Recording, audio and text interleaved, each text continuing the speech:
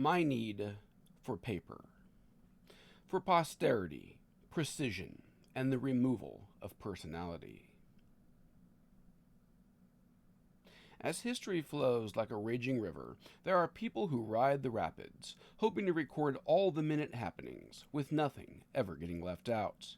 It might be slow sailing in your part of the river, but for someone else, that small town murder will dominate the local news for many weeks and months to come. As one might see, I'm trying to find the perfect metaphor for the process in which history intertwines with those attempting to record it. The best I can do is a river that is anything but calm. Like planet Earth itself, the river of events is turbulent, unpredictable, and subject to the violent laws of nature. Yet I'm struggling to analogize those who wish to get wet, and what they intend to do with all the information that, in the end, we're all suffocated by. The ancient scribe, I'm certain, had a comparatively easier job. I assume so only because he could not have known much about events happening outside of his part of the world, even if he could have been killed easily for upsetting the king who did not like what he had chiseled. If those chiseled walls and tablets are history's first forms of media, then we've clearly come a long way. Nowadays, in the 21st century, everyone has some idea of what the concept entails. The capital M does not mean I'm referring to the powerful corporate monopoly that controls most of what we see on TV or read in the newspapers.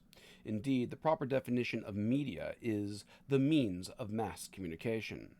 It's the publishing of all gray sheets, glossy pages, and hard-covered volumes. Print, the written word, prior to the 21st century, was the primary mode for information transfer for over half a millennium. In the last 100 years, radio and television were introduced, which quickly dominated. But even those were back then. Now there's the laptop and the iPhone, the very entrance to the non-physical domain known as the Internet. On there, one can pull up their favorite content creator, one of several 100,000. You read the comments or make a tweet about it, one of several 100 million every day. A decade ago, techies spoke about exabytes. Today, we're talking zettabytes. Whatever that is, I'll assume it's a lot. It's been estimated that if all this information were to be uploaded onto those old-fashioned CD-ROMs, the stack would reach up to the moon 5 times. Since none of us will ever have the time to go through all that material, it might be easier to throw ourselves onto the stack, into the river. Hopefully, my analogies are starting to make some sense. We're talking about a lot of data, an unbelievable amount of information that's being recorded with an instancy that intimidates. As stressed, many try to get deep inside the information wave. They wish to dig, hunt, and sail. For whoever aspires to reach eternity, the impossible goal is to change the very course of the river, or at least put a momentary stop to the rapids. Because these aren't just commentators, reporters, or scholars, nor are they activists. They are influencers. As the news comes in, the commentary is delivered in real time. Sit down, turn the camera on, and let's go through this together. They make sure to give strong opinions about things they just heard about. No matter, the riverbed, they shout, will be rerouted. As creators work to perfect this format, they come near synchronicity. The constant flow of notable events that are at once agonizing and monumental, which are then overheard and interpreted at nearly the exact same moment in which they occur, give or take a couple days. This gives the appearance that the two things discussed here, celestial progression and the low-frequency Earth dwellers who record their version of it, can be seen as one. Wherever it is I'm sitting, I view them as the same. If this all sounds good, productive, and revolutionary, then I have erred. It's not my intention to make the river look so inviting. Furthermore, I have doubts whether the wall chiselers had used the king as their only source. Surely some must have witnessed events firsthand. But the same can't be said for everyone riding the information superhighway, now using the classic metaphor. With the help of Google and the many online podiums, they can stay always abreast. As such, many like to think of themselves as experts, both educated and encouraged by other information writers. Compare them to other information seekers. A graduate student would spend weeks or months studying a subject. An investigative reporter would follow every paper trail and talk to every source. Now, learning more about an issue means doing a few extra searches, while getting closer to the action means getting closer to the screen. From my survey of video and audio content, books are hardly mentioned at all. What's the point of reading a book when you could just have the author come onto your podcast and tell you all about it? It seems like, for many creators, their sources are comprised mainly of articles, all of which easily pulled up online. Hell, I'm linking articles here. Of course, information that's found in ink retains the same value when it's turned into digital bits. Still, the overall effect has been to cheapen the general intellect. And cheaper is the fact that not all the content is commentary about the news, for a good deal of creators are simply responding or reacting to one another. Lord knows how many floppy disks that requires. Nonetheless, if there is a national conversation, those making use of those more personalized formats are the ones heard the loudest. The more enraged, the more waves. Cheers to the conservative radio broadcaster, whether conspiratorial or establishmentarian, who reads the papers, cuts out some clippings, and then offers his rant to an eager audience. This has been a profitable and influential undertaking. Now, a quarter way into the 21st century, and we have award ceremonies for people who sit with a camera in front of their face for half the day. But this is convenient for people who like to listen and watch. Those sitting on the shore, toe dipping but not wading, have already taken notice. They don't only want to be informed, they like to pretend that they're part of the conversation, making small waves themselves. That's the reason they comment below, call into the show, or give a retweet. Meanwhile, the rates of illiteracy continue to climb, showing that at least one of my points here is correct. Reading is just too much work. It's much too time-consuming. Somehow, it makes me wonder whether I'll ever see a headline asking, "Have we reached peak book publishing?" Yet we see these headlines asking this about podcasting. Does it not seem like everyone has a podcast? Somehow, I could not picture Socrates hosting a podcast. We see a select few of them surfing at the crest of the algorithmic wave, heard and seen by the masses. Altogether, we're changing topography, whether drifting into new places or crashing into unstable futures. While I do think there are some good video creators, Dr. Berg, there are very few podcasters who I can tolerate. I can't believe I'm the only consumer who's grown tired of seeing grown adults yell, scream, and laugh in front of a camera. For hours they do this, which also makes me wonder if shamelessness will ever become synonymous with courage. Seriousness has been taken out of the conversation completely, and my limited attention span can't be blamed when I click out of the screen after only a few minutes. This is likely why the word clown is thrown around so often on Mr. Musk's platform, X. Eventually, an ego gets so massive it can't bear the hint of criticism, and so begins the blocking campaign. Snowflakes building echo chambers. After a while, they become little more than feuding personalities, all of whom trying to sell something. The grifters. We then bear witness to a quick rise, internet stardom, which is soon followed by a hard crash in the captured minds of those many souls lost inside their bright screens. Ephemerality comes twofold. After so many cringy antics and dumb opinions, their reputation starts to suffer. Their star goes as high as it's going to go. Suddenly, these creators begin to hope and wonder, will their content be as permanent as those chiseled tablets? Once it's on the web, they repeat to themselves, it's there forever. This is grossly overstated, as readers of the Rocky Mountain News found out. In 2006, the journal published on their website a 33-part series that explored a tragedy that happened in 1961, when a school bus collided with a train, killing 20 children. Putting the article on their website allowed for interactive content that apparently couldn't be transferred to print.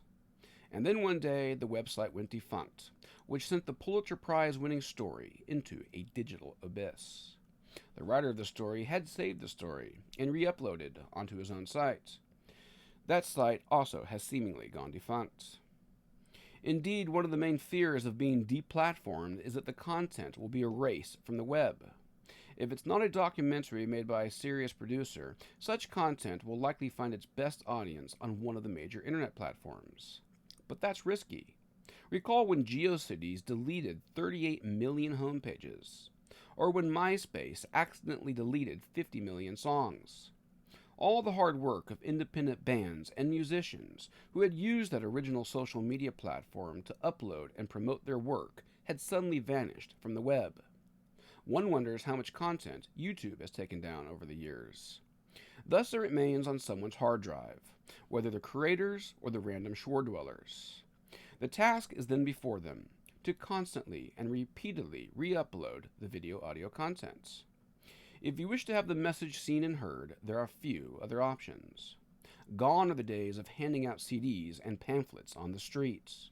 The good old days of first decade 21st century activism. Only at a couple events have I seen people handing out flash drives. It's not common. We might then reassess the value of individual websites and domain names. Though I can see that happening, preservation isn't guaranteed with those either. According to The Atlantic, investigating this phenomenon, the story is behind a paywall, I'm sourcing from a blog that covered it, some 30% of websites disappear from the web within 1 year. As the above blogger writes, the internet is, quote, not a place in any reliable sense of the word. It is not a repository. It is not a library. It is a constantly changing patchwork of perpetual nowness, end quote. Even I used to refer to the internet as a repository of information. While we keep granting this definition, a number of archivists are hard at work trying to preserve what's found on the internet. We can think of the Wayback Machine.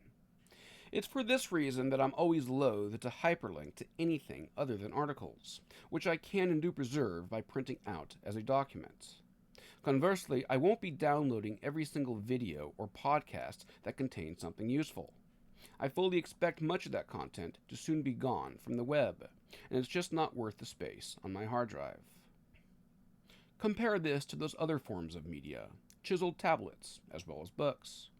Greek philosophy was saved only after the ancient works, stone and vellum, were translated by Islamic scholars. As for post-Gutenberg, the most censored titles in the world enjoy a cycle of life and rebirth every time they are smuggled out of an oppressive regime, thereby getting numerous reprintings. Should we likewise trust content creators and their consumers to ensure the permanence of their work? I would not. What about governments, which consider some online content to be important enough to preserve? Again, I won't place any bets. It is possible to lay out the welcome mat for AI, which could one day become our analyst and appraiser. People are already using ChatGPT to give book summaries, but in my experience using the program, ChatGPT is unequipped to give a proper education, as many of the titles on my bookshelf have yet to be absorbed by the machine. Assuming the conspiracy theorists are correct and AI programs are in the process of absorbing mass quantities of online content, it leaves us wondering what and how quickly. Text is a no-brainer. But what about all those millions of hours of video-audio content? Even if AI doesn't break down while siphoning through all that cringe, we still hope it remains impartial. Could you tell me, it will be asked, how many times Joe Rogan has said the N-word? And did the AI miss a few of Joe's N-bombs? In a future with social credit systems, those Joes might not have any other audience. For anyone who has watched dystopian movies or read dystopian novels, this comes across as very bleak. I don't want my work to be analyzed by robots, no more than I wish to entertain a dumbed-down population. While the first is likely inevitable, the second is the more regrettable. Thankfully, paper provides for greater depersonalization. Even as my handful of printed publications are filled with my strong opinions, they contain no facial expressions, nor are they like those children's books with pre-recorded sounds, and so one will not be blessed with my weird laughter and psychotic anger. I'd sooner shout off of a mountain than to snap a picture of my weirdly contorted face so it could be made a part of my brand. It's not that I'm incapable of being a clown, I just realize that one loses some of their mystique the more they're seen and heard. It's for all these reasons that I prefer my surfboard, haven't forgotten my metaphor, to be made of paper. Paper is where I clarify, improve, and finalize what I want to convey. Nearly all of my content starts with a pen and paper. As with plenty of other creators, something pops into my brain. I then scramble for the nearest piece of paper, accounting for all my mini notebooks, and then scribble out a few words that capture the essence of what might be forgotten in a couple minutes' time. After so many paper notes, I start a new Word document, where the scribbles are turned, hopefully, into a clear sentence. As they're being typed, questions arise, which give me the task of finding answers. Yes, I do search for articles on the internet, but I also start making a list of books, along with their prices, which keeps the employees of Amazon busy. I'm of the belief that book citations lend more credibility to a piece. How else to search for facts once forgotten, or ones unavailable online? And no, I've never read a book on a screen, and never plan to. I like the work to be in my hand. Hardcover or soft, it makes no difference. Used books are perfectly acceptable. This all takes time, but it's really just a start. When all the noting and reading is completed, it comes time to compose. That I have been striving to do for 15 years. It's not intended to make me seem special. If anything, I have a very difficult time getting started on a writing project. It's not easy to transform the something from your notes into a well-researched, well-argued piece of many thousands of words, all of which must flow coherently. It's always a great horror to go back and read an old composition only to realize how wordy and unintelligible it is. Therefore, you conclude the next piece must be given another week of editing. Then I'll be able to remove that part in the text where I abruptly stop the point I was making so as to type, ha ha ha. Next comes the removal of all the ums, ers, and you knows. Paper provides at least that much precision, even if sarcasm doesn't come across that well. Increasingly, literary endeavors appear to be for naught. I can't be the only independent writer who's had difficulty finding their niche. In all these years, I've written several 100,000 words, which doesn't include my diaries, letters, or short stories, which would be several 100,000 more words. I've published one collection of journalism and 2 booklets, now 2 collections of journalism. So far, it's brought me no revenue and no wide readership. Needless to say, that fact frustrates. But if that sounds like jealousy, believe me, I would be apoplectic if I were to ever become an e-celebrity. Moreover, I refuse to allow my oeuvre to be hundreds of thousands of video-audio content. The end result of all this hard work is unknown. Like all delusional, self-important writers, I do hope to find some kind of readership after my death. As of right now, I have only a small handful of friends who read my stuff. Even though I get discouraged, I'll keep at it. After all, I've always appreciated the aesthetic of a shelf full of books, all bearing the name of the same author. Not only is it impressive, it's sophisticated. I suspect that's something that a lot of today's most popular influencers will not be able to enjoy.